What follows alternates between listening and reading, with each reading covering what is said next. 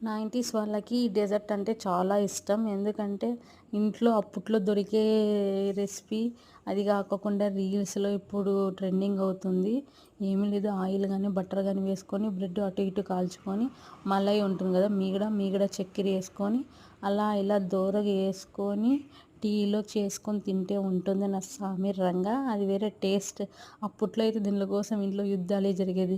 అన్న చెల్లెల మధ్యలో, అక్క చెల్లెల మధ్యలో, అన్న తమ్ముడు మధ్యలో, అక్క తమ్ముడు మధ్యలో ఇన్ని యుద్ధాలు జరిగినా కానీ ఈ స్వీట్ని అయితే వదిలేసేవాళ్ళం కాదు. బ్రెడ్ ఉంది ఇంట్లో అంటే కంపల్సరీ స్నాక్ ఉండేది.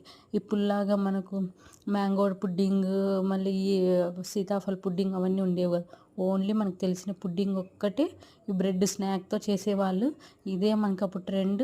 ఇదే అప్పుడు టీలో ముంచుకొని తినేవాళ్ళం. ఇప్పుడు ఇది వైరల్ అవుతుంది. అప్పట్లో అంతగా తినేవాళ్ళం మనకి తెలియదు. ఇప్పుడు ఈ స్నాకే ఇంత వైరల్ అవుతుంది. ఇప్పుడు మన పిల్లలు తినండి వీళ్ళు తినడంలే. వీళ్ళకి అన్ని పుడ్డింగ్స్ అవి ఇవి కావాల.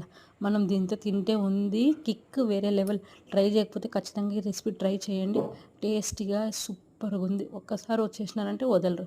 పిల్లలకి ఫేవరెట్ స్నాక్ అవుతుంది.